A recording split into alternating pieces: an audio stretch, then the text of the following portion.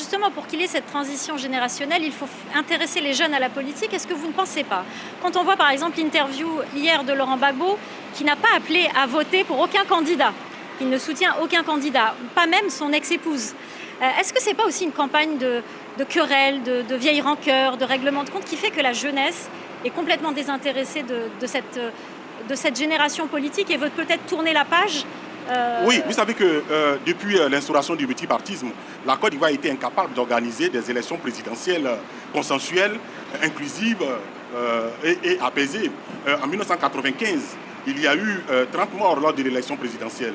En 2000, on a compté 300 morts lors de cette élection présidentielle. En 2010, ça a été le comble, avec 3000 morts. Et en 2020, nous avons compté 87 morts. Autrement dit, la violence politique et l'exclusion politique sont consubstantielles au jeu politique et au jeu électoral en Côte d'Ivoire. Hier, c'est M. Ouattara qui était exclu du jeu électoral par le PDCI-RDA.